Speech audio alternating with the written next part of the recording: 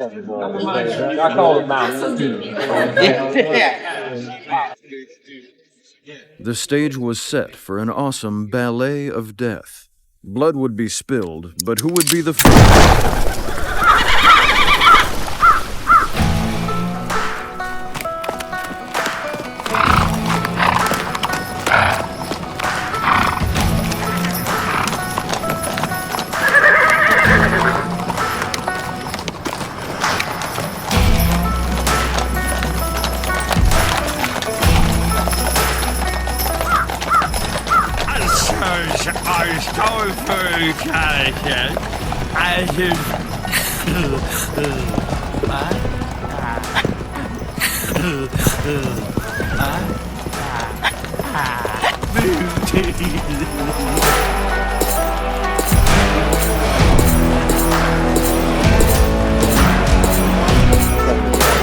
I call it mouse.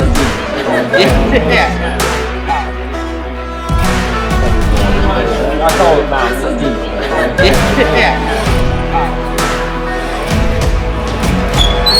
The weary gunfighter walked slowly through the saloon. The long miles from Cheyenne had taken their toll. Who's saying that stuff?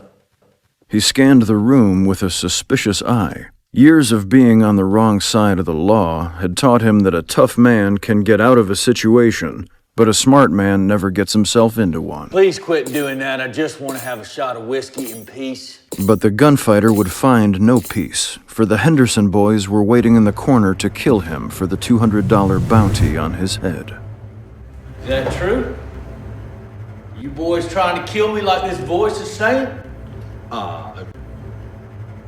No.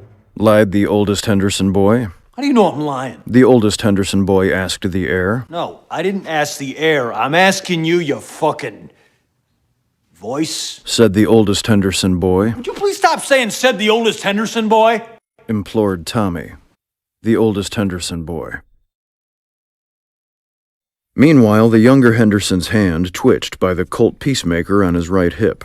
He was thinking of shouting, "Look out behind you," to trick the gunfighter into turning around so he could shoot him in the back. No, I was not. Come on, Johnny, again with the look behind you. What were you gonna say was behind him this time? Nothing? Johnny lied. He was going to say a bear. Bear, Johnny? In a saloon? Johnny's face turned red. He began wishing he was in a safe place, at home, in bed, with his dolls. What? Hey, I ain't got no dolls. To calm his nerves, he pictured himself combing his doll's hair and pouring them each a cup of tea. No! Wait. You have tea parties with your dolls? But something about the younger Henderson's vulnerability opened a door in the gunfighter's heart. Nope. No, it didn't. Inside, a sea of confusing emotions bubbled to the surface. No. He started imagining himself holding the younger Henderson and stroking his greasy hair. No. He pictured his first kiss with the younger Henderson. No, They both giggle at how clumsy it was. No. They know the next one will be even better. I'm seriously not picturing that. But inside he was. No, I'm not. But he was. No, I'm not. And that's the final word.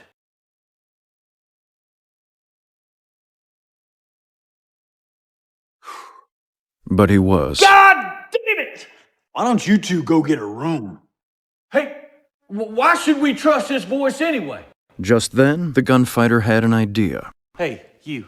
Me? Think of a number between 1 and 100, and then we'll see if this voice really knows what we're thinking. Okay, got it. Sally the whore began thinking of her favorite number, which was 32. She then thought of her lady parts and how itchy they were before deciding to change her mind and go with 76, her second favorite number. The voice is right! 32 is my favorite number, but then I changed my mind and went with 76. And your cooch? I've been itching something horrible since Saturday, Bill. You know anything about that? No. He did, but we'll get to that in a minute. Looks like that voice really does know everything. The gunfighter noticed for the first time that the bartender was black. This was still unusual in the West, but the gunfighter decided he was okay with it. Thanks. The people in the town prided themselves for their progressive attitudes about race. That's right. But would they still feel that way if they knew that Sam had been sleeping with Ned Schilling's wife? What? No, relax, Ned. All right, I mean, everyone has been with her. Guilty. Yeah, you're right. And Elijah Jessup's sister. Well, damn that. Watch yourself, Jessup. You best put that gun down, or I'll cut you in half.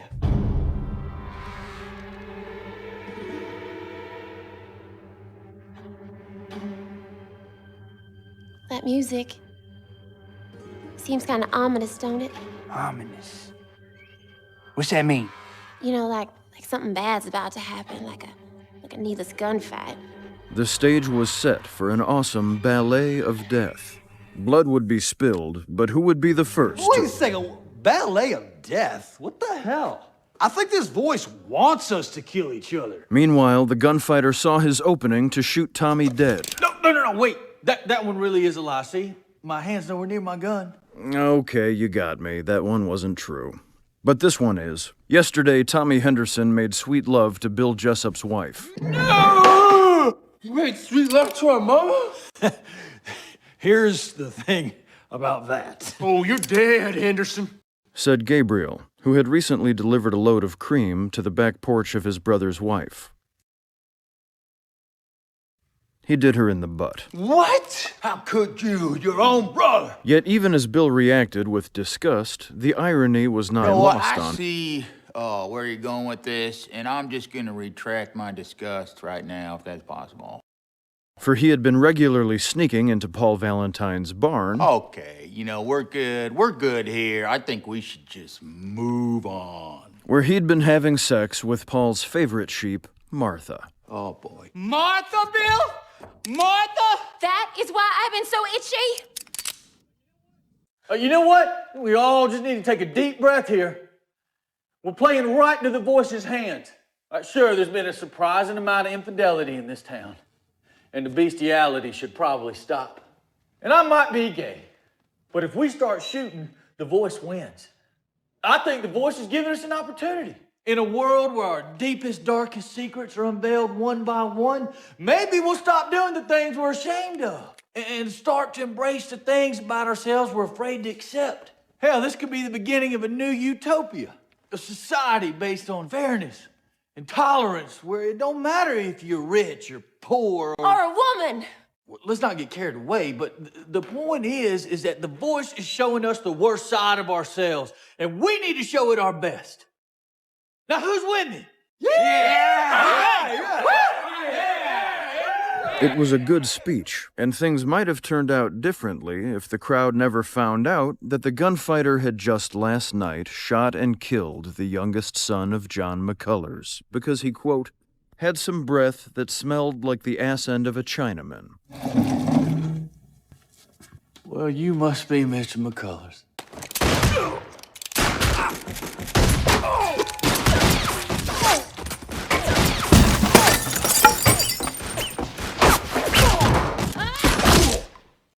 It was a true ballet of death.